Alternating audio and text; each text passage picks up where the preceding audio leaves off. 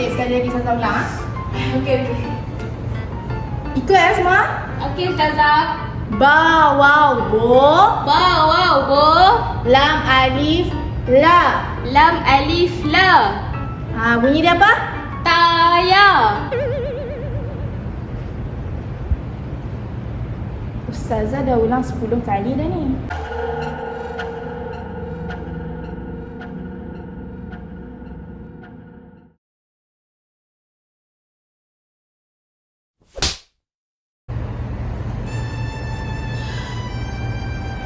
Ustazah lempam muka saya.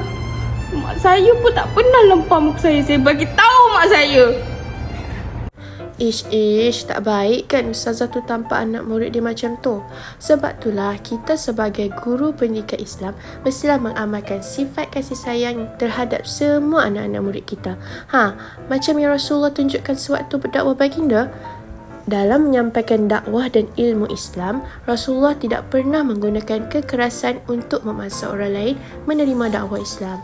Sebab itulah ramai pada waktu itu yang masuk Islam oleh kerana sifat penyayang dan juga lemah lembut baginda. Junaid Al-Baghdadi dalam buku susunannya juga menceritakan bahawa Nabi Muhammad SAW juga memanggil kanak-kanak dengan nama-nama yang baik yang mana mereka suka mendengarkannya. Jadi, untuk menjadi guru pendidikan Islam sebagai pendakwah yang berkesan, kita mestilah jadi guru yang penyayang, barulah kita disayangi oleh semua anak murid kita. Puan Misha kan? Ya, saya. Ni report anak puan. Saya lah Ustazah hari tu yang lempang anak puan tu. Saya minta maaf pasal itu nah. Sebab saya duk ajak banyak kali. Ba, waw, bo, lam, alif, la, bola. Bukan tayar tapi dia duk ulang 10 kali tayar. Saya tak tahan. Tak apalah Ustazah, buat macam mana kan. Lain kali kan Ustazah nak bantuan saya, boleh juga. Tak tampak sekali. Oi, boleh. Astaghfirullahaladzim, saya gurau je. Minta maaf lah. Susah tu saya nak jaga anak saya tu. Sebab dia pun memang kat rumah asyik main game saja. Dan ni telefon ni telefon saya duk cari tak jumpa. Tengok dia dalam bilik dia duk guna, duk main bola, duk main FIFA, duk main semua. Sakit kepala sungguh lah kata. Itulah. Tak apalah. Tak apalah macam mana pun. Saya pun tak tahu lah buat macam mana. Ustazah ada idea ke?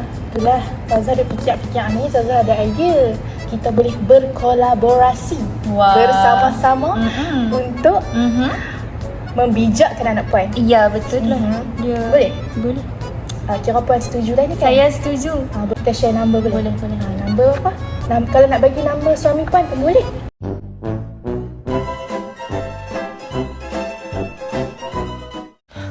Daripada video tadi, dapat kita simpulkan bahawa guru pendidikan Islam mestilah bekerjasama dengan pihak lain dalam memastikan ilmu dan dakwah dapat disampaikan secara berkesan.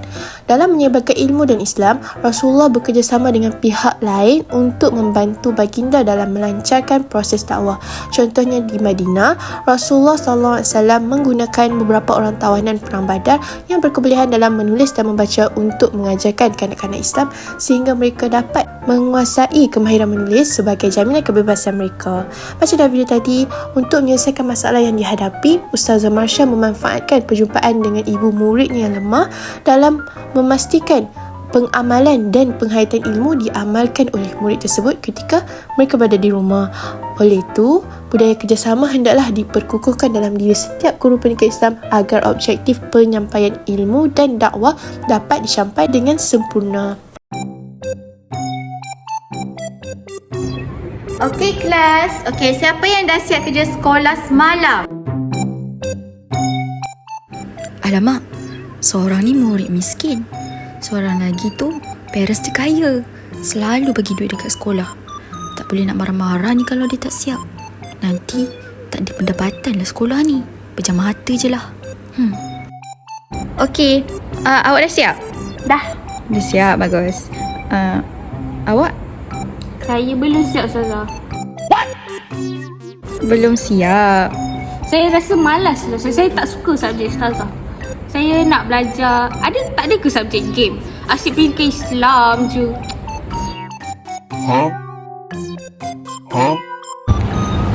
Mesej Ustazah tengok kerja kamu dah siap tu. Buka kan, mana dia? Ni. Mana? Tak betul ni. Ustazah bukan nak kamu buat macam ni. Salah. Tak betul lah Marsha. Ustazah salah. Ustazah suruh buat jadual kat sini. Dia tak buat jadual pun. Ya Isma. Isma kamu tak buat lagi kan? Tak apalah. Tapi nanti kamu jangan buat salah macam ni. Okey Ustazah. Kamu ni Marsha susah kau salah lah. Penat sezak canda macam ni. Nah. Tengok tak video tadi?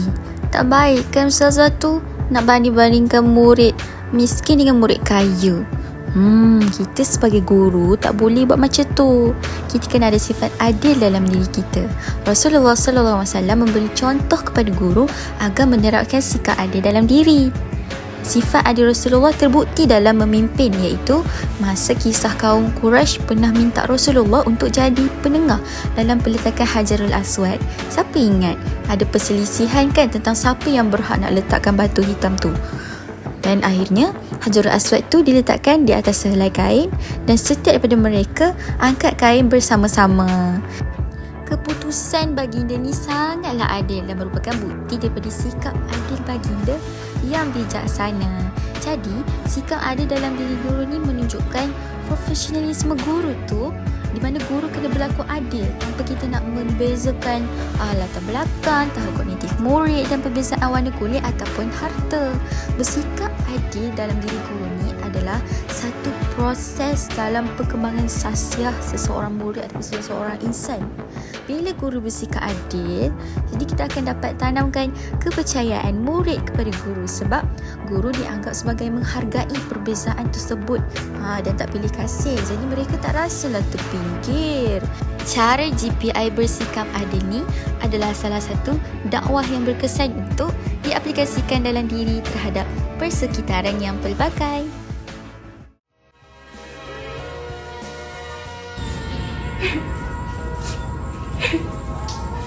Sakit juga perut. Lapar.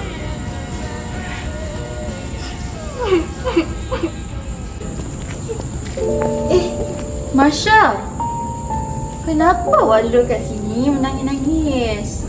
Awak tak pergi makan ke dengan kawan-kawan? Saya lapar. Tapi saya tak ada duit. Kenapa awak tak bawa bekal? Mak saya cakap makanan kat rumah semua dah habis. Lepas tu saya tak ada apa-apa nak makan. Pagi tadi pun saya tak makan apa-apa. Semalam saya tak makan apa-apa.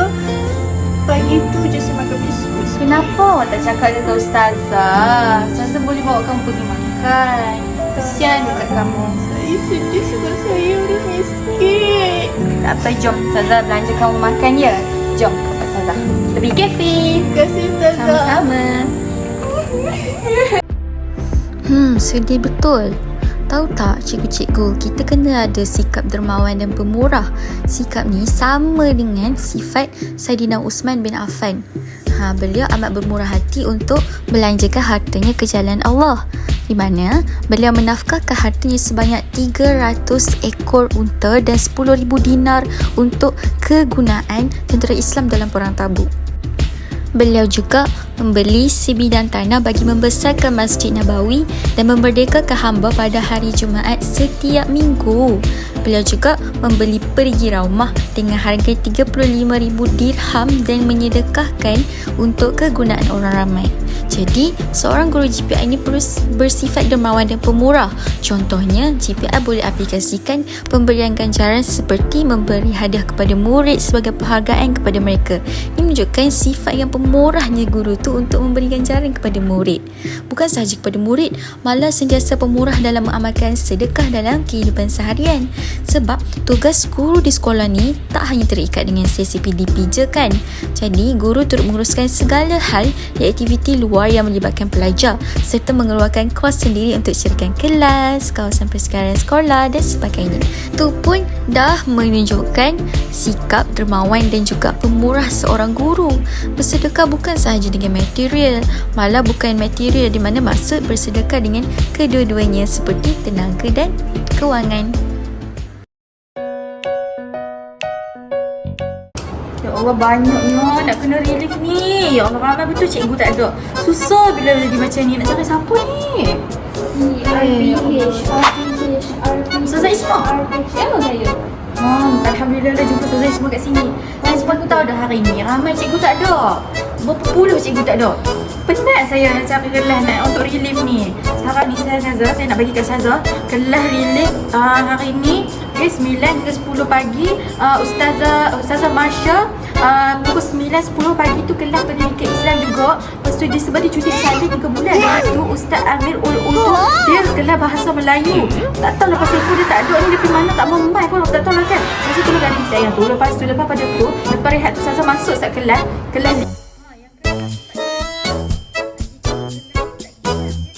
bombastic side eye, criminal offensive side eye. macam tu lah boleh tak Ustazah? Mulat orang dah lah banyak kerja ni. Ish, malas betul lah. Aduh. Ish, kenapa lah? Allahu Akbar. Aku kan guru pendidikan Islam. Aku kenalah berusaha untuk menyebarkan ilmu pendidikan Islam di dekat anak-anak murid. Ya Allah, ampuni aku. Ya Allah, maafkan aku. Pukul 8. Berapa banyak kelas tadi kena ganti? Alhamdulillah. Okey macam ni, saya ada 3 kelas.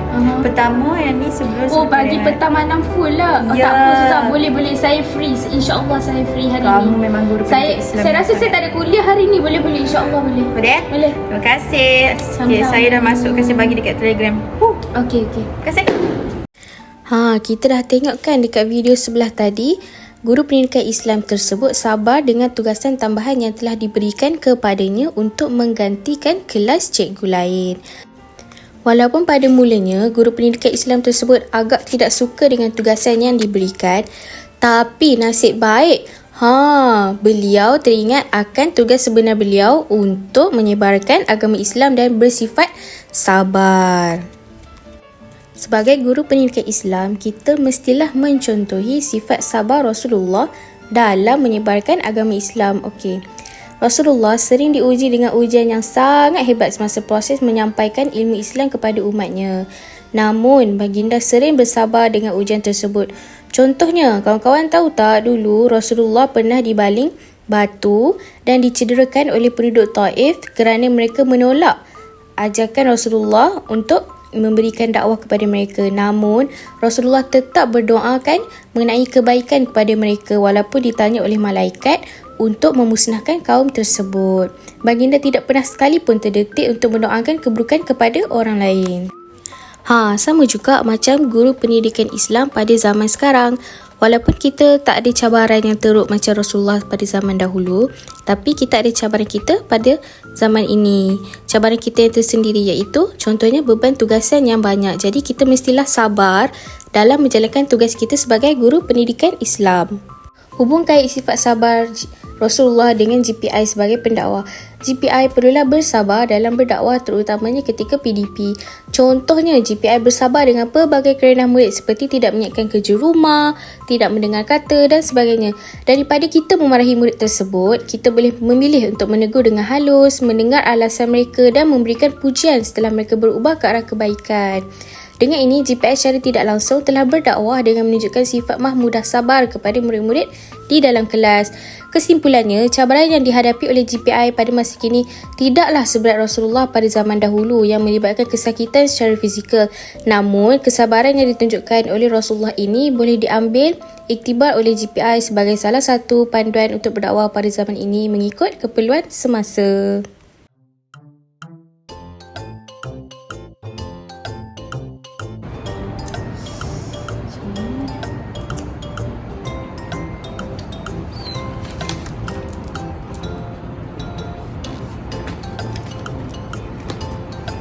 Ustazah Marsha.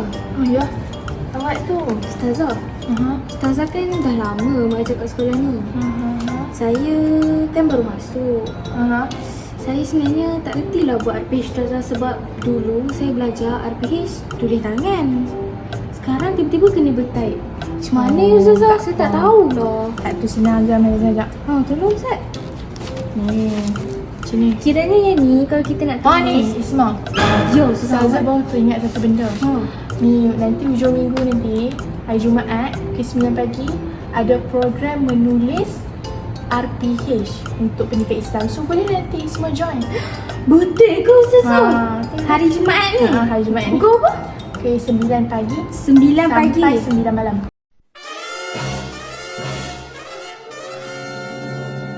Saya kena pin ni sebab saya memang tak tahu macam mana nak tulis ni.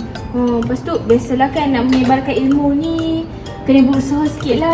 Betul. Pukul 9 lah. Boleh lah. Jom pergi 2 Ustazah. Tak, Ustazah tak apa. Ustazah dah tahu dah. Ustazah yang bagi ceramah nanti. Loh, patut.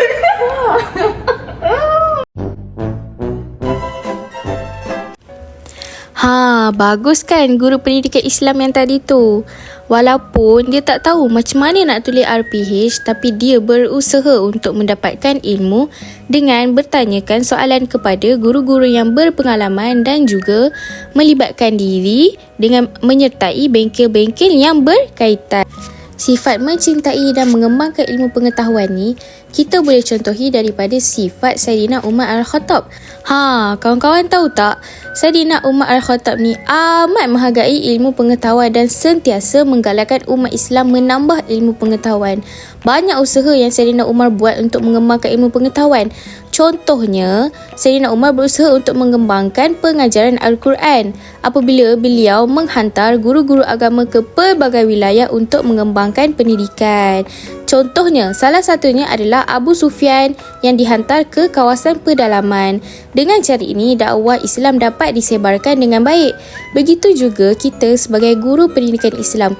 Kita mestilah mengembangkan ilmu pengetahuan kita sama ada dari segi pedagogi ataupun pengetahuan ilmu pendidikan Islam seperti hukum hakam, hukum fiqh dan juga sebagainya.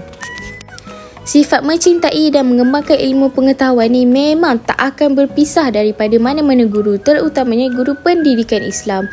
Guru pendidikan Islam haruslah mencintai dan berusaha untuk mengembangkan ilmu pengetahuan sebagai salah satu cara untuk berdakwah.